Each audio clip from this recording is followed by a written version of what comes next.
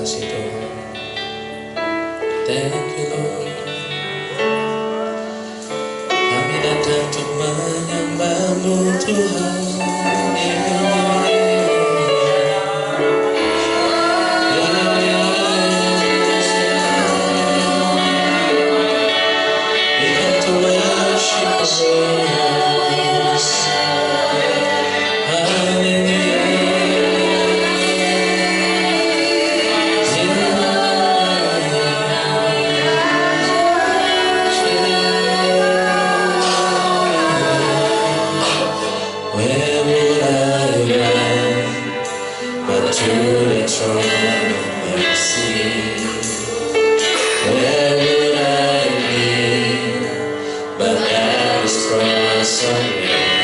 How great the love, how great the love, how strong the hands that hold us. Beautiful, so beautiful. Where would I run to the throne of mercy? Where would I start?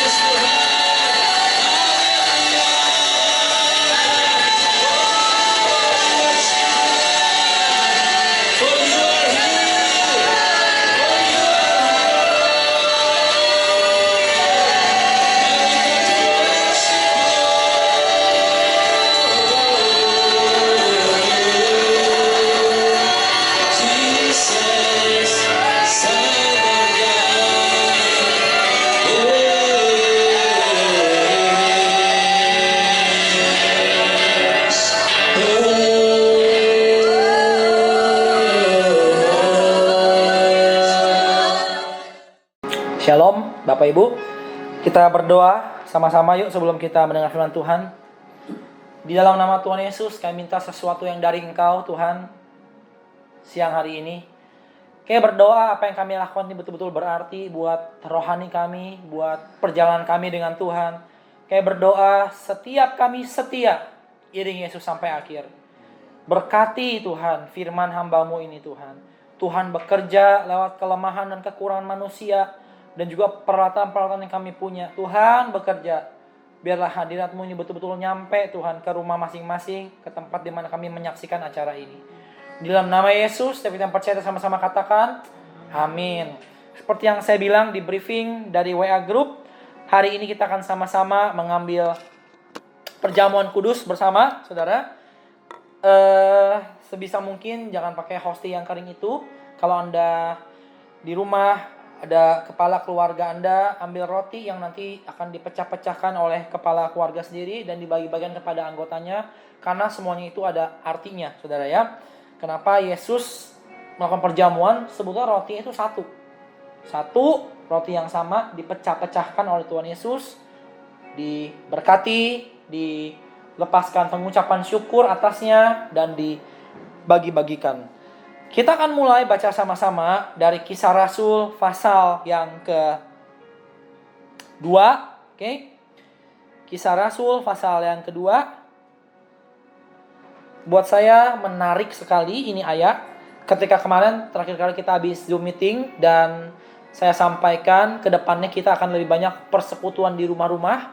Saya bersyukur buat beberapa orang yang masih menyediakan rumahnya ya. Dan ada lagi rumah baru mungkin nanti akan kita tempati, yang akan kita bisa pakai. Tapi ketika arahnya ke sana, saya mulai baca ulang di Kisah Para Rasul ketika zaman gereja mula-mula. Ya. Gereja yang rasul-rasul kenal dulu itu tidak seperti gereja yang sekarang, yang dikelola secara profesional dengan katakanlah tenaga-tenaga kerja yang profesional, pemain-pemain musik yang profesional, MC yang profesional, pengkhotbah yang profesional. Dulu tidaklah demikian. Dulu gereja itu sesuatu yang natural, sesuatu yang apa adanya. Ya, mereka nggak perlu ada protokol tertentu ketika datang ke gereja. Oke, nggak ada liturgi ibadah yang terlalu bagaimana. Ya, semuanya natural apa adanya dan memakai tempat yang paling basic dalam hidup ini, yaitu apa? Di rumah masing-masing. Alkitab berkata secara bergilir mereka pindah rumah, mereka berdoa sama-sama, tapi penuh kuasa. Ya, kalau sekarang hanya sekedar acara begitu saja, yang kadang-kadang kita pun seringkali nggak merasakan apa-apa yang terlalu berarti gitu loh. Hanya sekedar, bagus, hanya sekedar, wah enak tempatnya. Kalau nggak enak, nggak usah datang, cari lagi yang lebih enak, yang fasilitasnya lebih bagus gitu loh. Justru dengan adanya hal seperti ini, kita belajar untuk mengerti lagi yang Tuhan maksudkan gereja itu apa sih sebetulnya. Dan kalau Anda baca di Kisah Rasul, sebetulnya semuanya amat sederhana. Tuhan itu kalau kerja, seringkali tidak melewati sesuatu yang kompleks, sesuatu yang ribet, tapi ia pakai sesuatu yang sederhana, yang apa adanya. Yang seringkali secara penampilan manusia penuh dengan kekurangan, tapi justru hal seperti itu membuat Tuhan kerja. Coba lihat di Kisah Rasul pasal yang kedua, mulai dari ayat yang ke-41. Oke? Kisah Rasul 2 ayat 41, ya. Saya akan bacakan buat Anda. Lihat dari pertama kali orang bertobat, ya. Orang-orang yang menerima perkataan itu memberi diri dibaptis, dan pada hari itu jumlah mereka bertambah kira-kira 3.000 jiwa. Ayat 42, mereka bertekun dalam pengajaran rasul-rasul. Perhatikan hal ini ya. Ketika langsung bertobat, Alkitab berkata bertekun dalam pengajaran rasul-rasul dan dalam persekutuan. Simpel. Ternyata gereja itu simpel. Ya. Pertama-tama 2 fokusnya. Pengajaran rasul-rasul. Nah, pengajaran rasul-rasul ini apa sih? Rasul-rasul itu ngajar apaan sih? Saya secara pribadi percaya rasul-rasul itu mengajarkan hal-hal yang Yesus ajarkan kepada mereka ketika Yesus masih ada di dunia, sebelum dia mati. Yang kedua, sesudah Yesus mati, bangkit, Alkitab berkata, selama 40 hari Yesus menampakkan diri kepada mereka. Ingat di Kisah Para Rasul 1, dan mengajar tentang kerajaan Allah. Menurut saya, pengajaran Rasul mula ini, saudara, yang diajarkan Tuhan Yesus. Satu, mereka bertekun dalam pengajaran. Yang kedua apa? Dalam persekutuan. Kumpul-kumpul.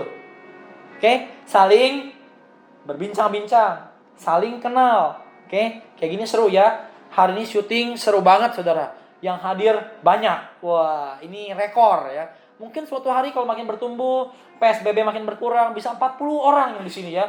Sampai ke tangga semua ya. Lumayan, oke? Lumayan. Ini persekutuan. Tadi makan sama-sama, ada yang cerita bikin roti bantet, ada yang beli rotinya bagus, ini pakai apa ya. Wah, seru. Ada yang ngomongin mixer, ada yang ngomongin sound system, persekutuan. Kita gereja hari Minggu kalau nggak ada persekutuan gunanya apa? Saudara cuma datang, pakai baju rapi, emang semua orang suka, seneng. Rapi-rapian, keren ya. Sepatu Anda yang lagi hype bisa Anda pakai, tas yang bagus Anda bisa make up. Kalau sekarang mungkin udah nggak bisa, saudara ya. Semua pakai masker nanti. Oke? Gereja zaman baru, bukan lagi zaman now. Gereja zaman new normal sekarang. Tapi intinya bukan itu semua. Waktu itu hanya 2 dulu. Pertama-tama teaching, pengajaran firman. Yang kedua ternyata apa? Sederhana banget, fellowship. Buat apa bergereja kalau nggak kenal satu sama lain? Ya? Kalau nggak bisa saling memberkati satu sama lain. Sekedar datang, pulang buat apa? Itu nggak alkitabiah. Alkitab ajar kita, gereja mula-mula pertama kali setelah mereka bertobat, langsung mereka diajar firman Tuhan. Dan yang kedua, persekutuan. Saling kenal, ngobrol, cerita sama-sama. Oke? Ya, bukan langsung Zoom meeting ya, saudara ya. Persekutuan. Jelas, dekat, saling ketemu. Lanjut. Lihat ini. Ini menarik sekali. Ternyata hal ini juga termasuk dalam esensi gereja mula-mula. Dan mereka selalu apa? Berkumpul untuk baca sama-sama apa? Memecahkan roti dan berdoa. Memecahkan roti. Identik dengan perjamuan kudus yang kita kenal sekarang. Kami pakai roti seperti ini di tempat di mana kami syuting sekarang. Saya nggak tahu ini tadi tangan siapa yang motongin ya, yang memecah-mecahkan dalam nama Yesus dikuduskan ya. Oke? Kita pakai roti seperti ini ya. Rotinya satu dipecah, dibagi-bagikan roti yang sama. Oke? Simbol dari semua kita satu. Oke? Kita semua saudara di dalam Kristus. Satu roti, satu tubuh, sama-sama. Oke? Jadi gereja mula-mula ngapain? Bertekun dalam pengajaran, mereka bersekutu, oke? Mereka berkumpul untuk memecahkan roti dan berdoa. Lanjut ya, 43. Terus ya, nanti kita akan baca bergantian. Saya minta rekan saya untuk membantu di sini. Ada Ibu Stella, luar biasa ya. Ibu Keke juga boleh kalau bantu baca nanti. Oke. Ayat 43. Maka ketakutanlah mereka semua. Sedang rasul-rasul itu mengadakan apa? Banyak mujizat dan tanda dari rumah itu. Hanya fellowship, hanya pengajaran. Simple, saudara. Tapi tanda-tanda tetap ada. Oke. Silakan 44. Dan semua orang yang telah menjadi percaya tetap bersatu, dan segala kepunyaan mereka adalah kepunyaan bersama. Mereka saling sharing, ya. Akar dari fellowship, mereka saling apa? Memberi, saling membagikan. Buat apa Anda fellowship? Buat apa Anda bersekutu kalau nggak pernah saling membagi? Betul nggak?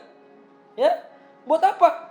Kita sekedar datang bersekutu kalau nggak pernah saling membagi, saling bersatu. Alkitab berkata segala kepunyaan mereka adalah kepunyaan bersama. Oke.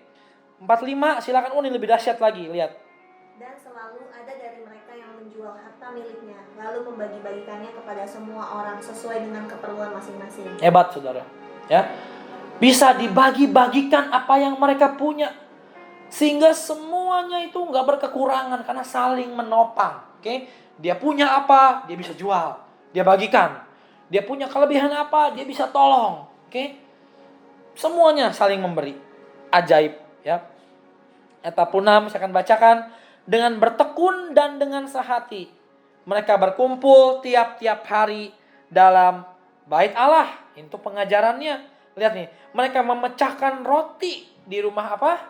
Masing-masing secara bergilir dan makan bersama-sama dengan gembira dan dengan tulus hati. Sambil memuji orang, mereka disukai semua orang. Dan tiap-tiap hari Tuhan menambah jumlah mereka dengan orang yang diselamatkan. Ya, diulangi lagi terakhirnya gitu loh. Mereka kumpul lagi di rumah masing-masing secara bergilir dan ngapain?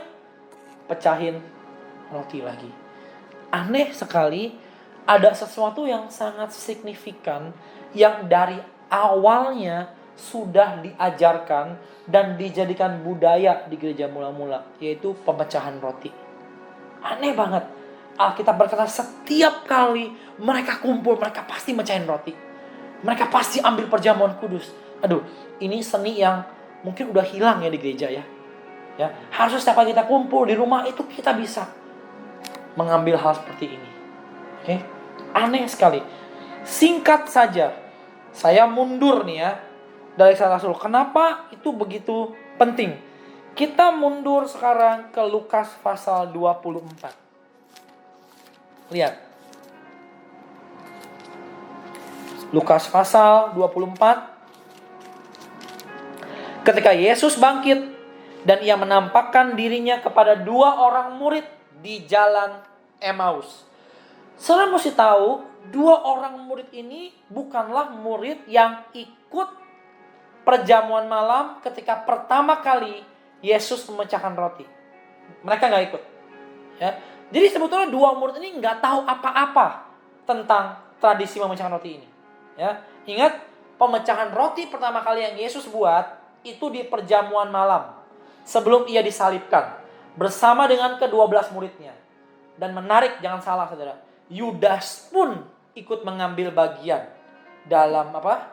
Pemecahan roti ini. Ya, kedua murid yang menuju Emmaus ini gak pernah tahu apa itu perjamuan kudus. Tetapi ketika Yesus menampakkan dirinya, ia pakai cara ini untuk memperkenalkan diri kepada mereka. Lukas 24, lihat pasalnya yang ke-30. Saya akan bacakan buat Anda. Waktu ia duduk makan dengan mereka, ia mengambil roti, mengucap berkat, lalu memecah-mecahkannya dan memberikannya kepada mereka. Ketika itu terbukalah mata mereka, dan mereka pun mengenal dia. Tetapi ia lenyap dari tengah-tengah mereka. Betul ya? Tadi dia gak kenal. Dia pikir ini siapa? Dia gak tahu itu Tuhan, karena Tuhan udah mati. Mungkin ketika ia bangkit beda penampilannya. I don't know. Tapi dia gak kenal. Tapi anehnya mereka bisa kenali Yesus ketika Yesus pecah-pecahin roti. Ada hal yang ajaib dari perjamuan kudus. Karena itulah saudara, di zaman gereja mula-mula, ketika orang baru bertobat langsung diajar pengajaran rasul-rasul, belajar kumpul-kumpul fellowship. Yang ketiga apa? Memecahkan roti. Ini punya kuasa yang luar biasa, yang ajaib. Apa sih sebetulnya memecahkan roti itu dan intinya apa? Mari buka bersama dengan saya di 1 Korintus pasal yang ke-11, saudara. Bapak Ibu siap ya? Di rumah masing-masing ya. Karena ini rekaman, enak. Anda bisa nonton kapanpun juga. Cari waktu yang paling enak sehingga satu keluarga bisa kumpul sama-sama. Tapi kalau bisa paling bagus semuanya kumpul sama-sama sehingga bisa sama-sama melakukan perjamuan kudus. 1 Korintus pasal yang ke-11, saudara. Oke.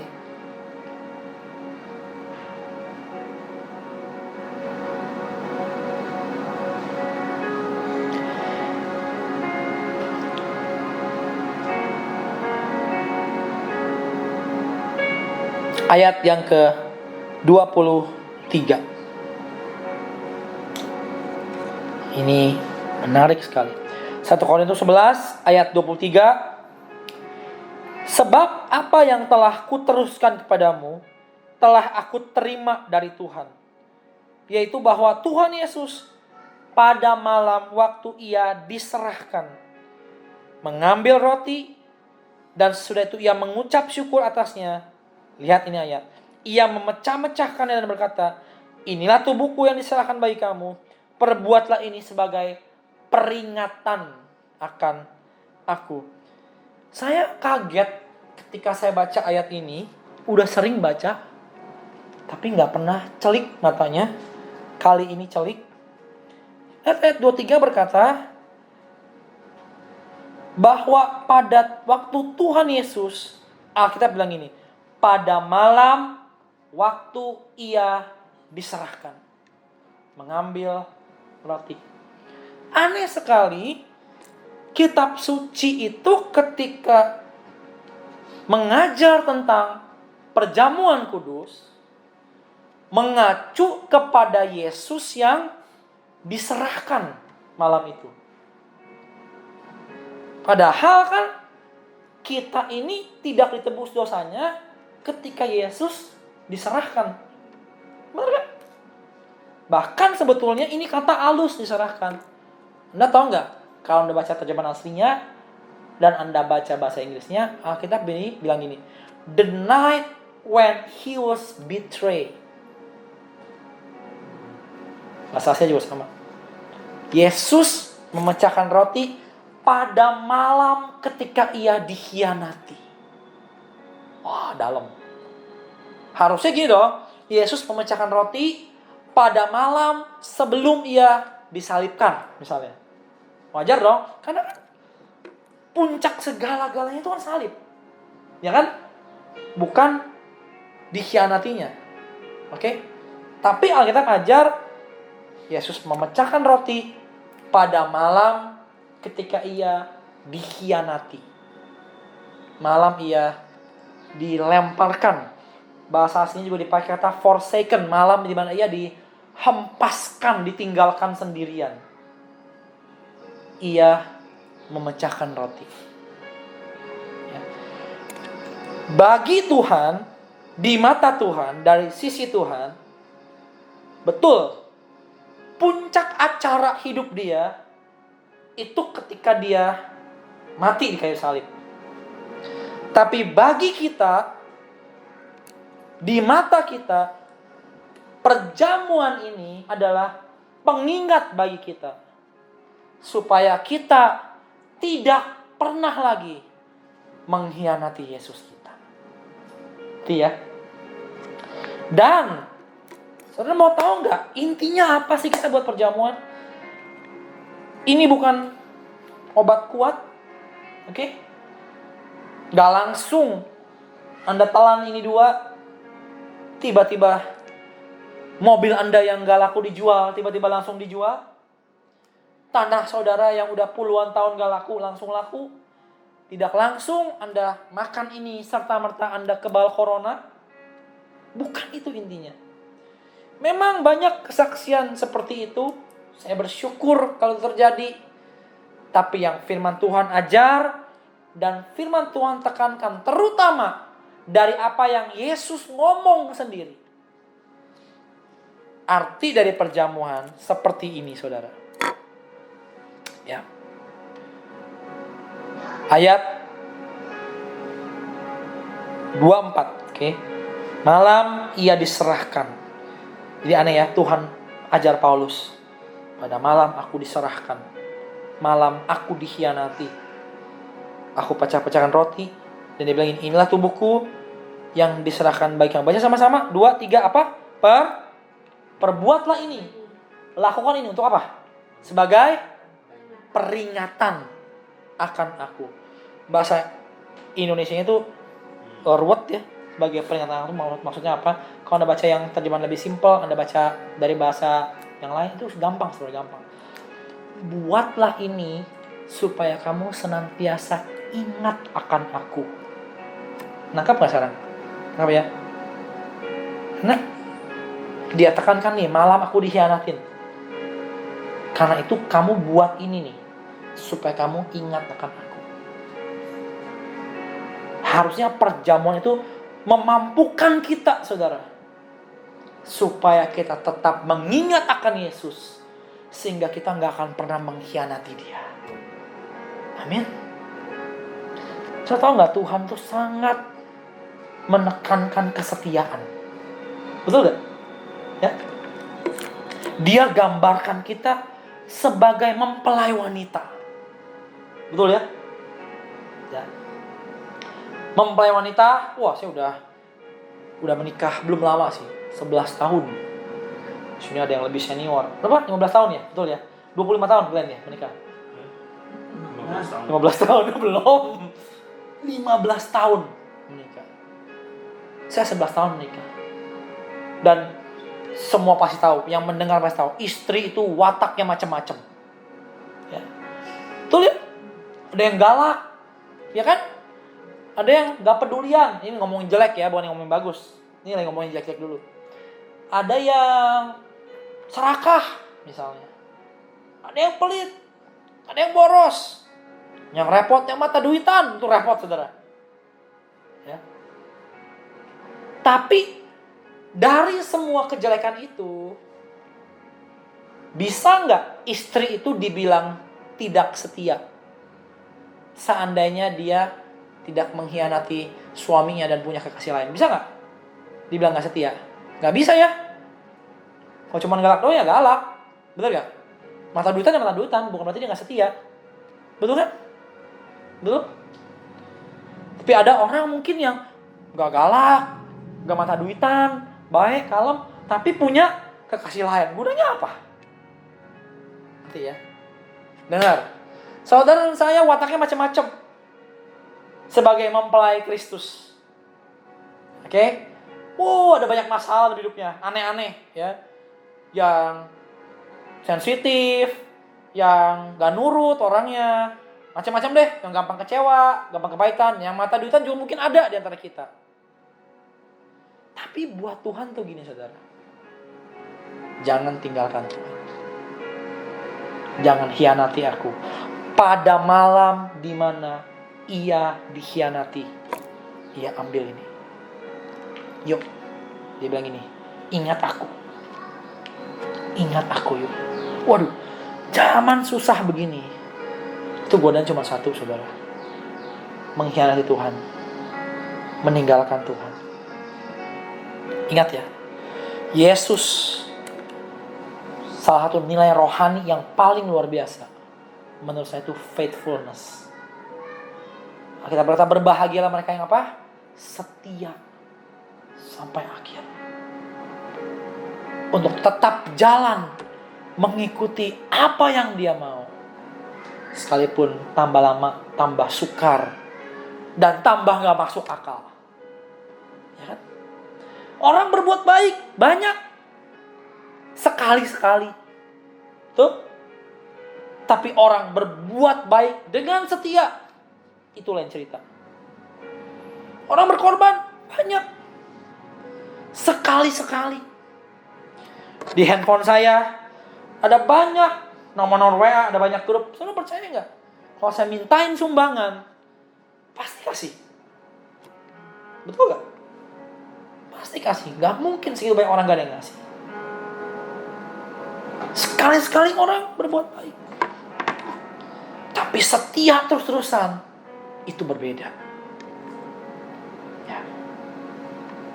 Ikut Tuhan pun sama, saudara.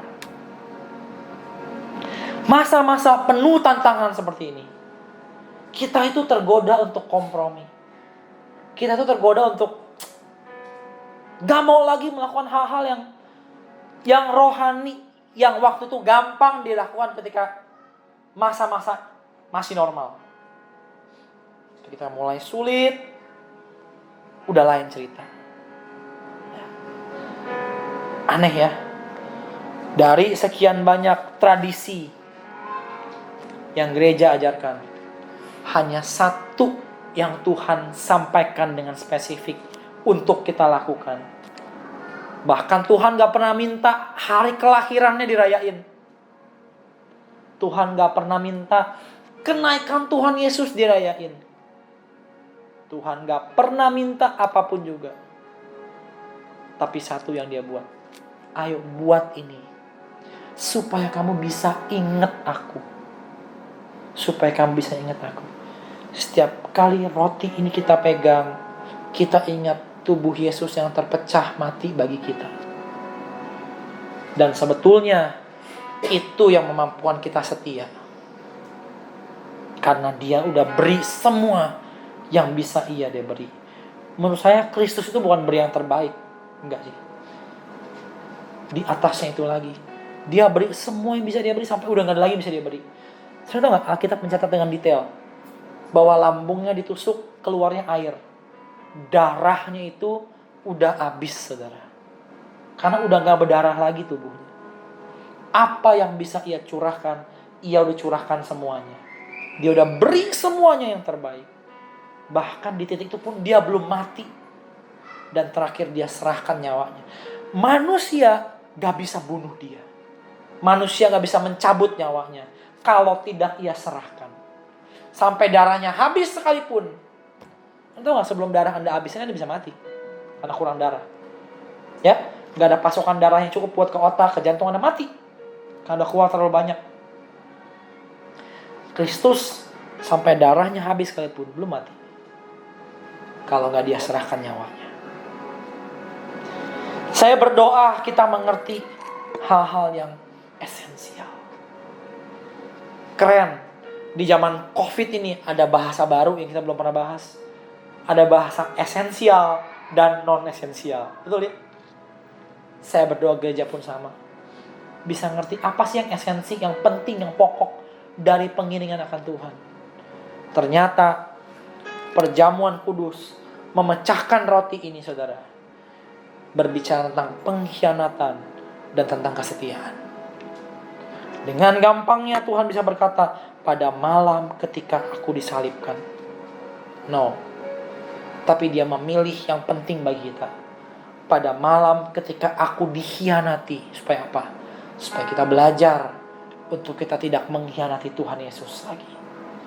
Dengan cara apa?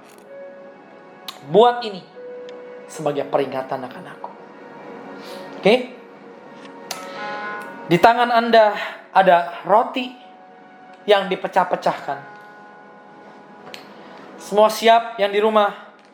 Mari kita ambil ini bersama-sama. Kalau Anda meminta sesuatu hari ini, saudara, minta, Tuhan, aku sudah lakukan Tuhan hal ini.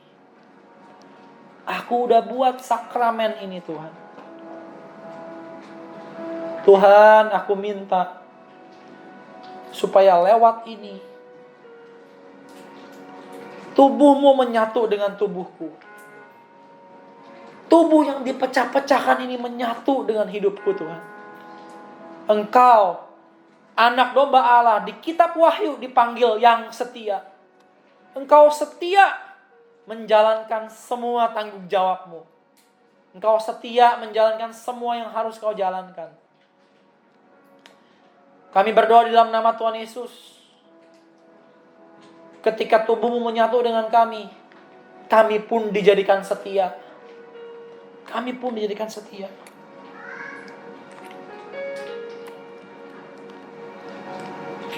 Kami doa keliling beberapa waktu yang lalu, hari Jumat 2 minggu yang lalu. Saya dapat pesan jelas sekali. Dengar saudara ya. Kita minta yuk dalam hidup kita. Kita minta yuk. Ayat yang kita jarang minta. Bapa kami yang di surga, dikuduskanlah namamu. Datanglah kerajaanmu. Jadilah kehendakmu apa? Di bumi seperti di surga. Berilah kami apa? Makanan kami secukupnya pada hari ini. Ampunilah kesalahan kami sama seperti kami mengampuni orang yang bersalah kepada kami. Ada satu doa yang jarang kita minta dengan sungguh-sungguh. Jangan bawa kami ke dalam pencobaan, tetapi lepaskanlah kami dari yang jahat. Seluruh dunia akan dicobai. hari pencobaan yang akan melanda seluruh dunia. Itu akan terjadi. Ketika Anda ambil bagian untuk mengingat Yesus siang hari ini, minta sama Tuhan, Tuhan, lindungi hidup saya. Jangan bawa kami ke dalam pencobaan, tapi lepaskanlah kami dari setiap siasat, strategi iblis yang ingin mengambil iman kami, yang ingin membuat kami murtad. Anda tahu zaman seperti yang paling penting apa? Gak ada lagi yang lain. Kita jangan ngomongin dulu yang aneh-aneh. Jangan ngomongin dulu beli tiket, ada yang posting hotel murah, hotel diskon. Yang penting tuh satu dulu, saudara. Anda setia dengan Yesus Anda, itu dulu. Saudara punya semuanya di zaman ini. Kalau Anda kehilangan kesetiaan, Anda mau apa? Betul? Anda punya segala-galanya, hidup Anda gampang. Mungkin saudara nggak terganggu apa-apa di zaman seperti ini. Tapi kalau Anda murtad, Anda jadi pencobaan, saudara mau apa? Ini kuncinya. Minta dia, Tuhan, biar hati ini didapati setia. Yuk, mari sama-sama angkat roti yang satu tadi, yang dipecah-pecahkan bersama-sama, simbol bahwa kita semua satu. Karena itulah dalam hidup anak-anak Tuhan ada persekutuan, ada fellowship yang indah, ada saling berkorban, saling menolong, saling memberi. Mari angkat roti ini. Alkitab berkata, inilah tubuhku yang dipecah-pecahkan, yang dibagi-bagikan, yang diserahkan bagi kamu. Firman Tuhan berkata, perbuatlah ini menjadi peringatan akan aku. Tuhan, ketika roti ini menyatu dengan kami, di dalam nama Yesus, kami dilindungi dari hari pencobaan yang jahat. Hati kami dijaga. Tuhan bisa bikin skenario banyak untuk mempertahankan hidup kami, sehingga kami didapati tetap setia karena anugerah-Mu. Dalam nama Yesus, mari kita makan sama-sama.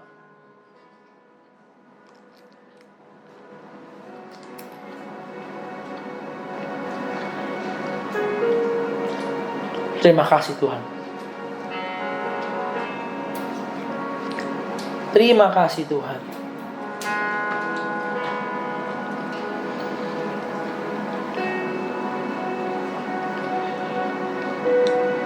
Firman Tuhan berkata, ia mengambil cawan sesudah makan, lalu berkata, cawan ini adalah perjanjian baru. Amin. Perjanjian baru yang dimeteraikan oleh darahku. Anggur ini pun adalah meterai bagi kita, bahwa kita milik Kristus. Kita punyanya Tuhan kita. Kita bukan punya dunia. Kita bukannya punya kerajaan-kerajaan dunia.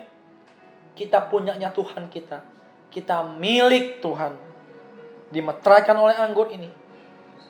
Dan ia berkata, perbuatlah ini setiap kali kamu meminumnya. Sekali lagi, kita berkata, menjadi pengingat, menjadi peringatan akan aku. Kamu minum ini, kamu ingat Kristus. Kamu ingat dia yang malam itu dikhianati. Mari kita minum sama-sama dalam nama Yesus. Terima kasih Tuhan. Mari kita sembah Tuhan yuk. We worship you Lord. Thank you Jesus. Thank you Jesus. Thank you Jesus. Terima kasih Tuhan. Terima kasih Tuhan. Terima kasih Tuhan. Terima kasih Tuhan. Terima kasih Tuhan. Terima kasih. Ambil waktu untuk Anda berdoa masing-masing yuk. Sembah Tuhan yuk. Terima kasih Tuhan. Terima kasih Tuhan. Terima kasih Tuhan. Terima kasih Tuhan. Kami mau setia. Kami mau setia mengiring Yesus. Kami mau setia Tuhan. Kami mau setia. Kami mau setia. Kami mau setia. Anugerah Tuhan melindungi kami dari hari pencobaan yang akan datang atas seluruh dunia ini. Tuhan proteksi kami. Iman kami terjaga. Hati kami terjaga. Dan Kau dapati kami tetap setia. Terima kasih Bapa, Tuhan yang telah mati bagi kami, mencerahkan hidupnya untuk kami. Di dalam nama Yesus, setiap kita yang percaya, kita sama-sama katakan amin. Amin. Tuhan memberkati. Buat ini di rumah Anda, Setiap kali Anda kumpul, Anda bisa buat ini sesering mungkin. Gak ada aturan yang harus sebulan, 2 kali, sebulan berapa kali. Setiap hari Anda bisa buat. Anda bisa buat. Dan yang paling penting setiap Anda buat seperti ini adalah apa? Ini kita pakai untuk mengingat kita akan Tuhan. Sehingga kita didapati setia sampai akhir. God bless you, Tuhan berkati Anda. Amin.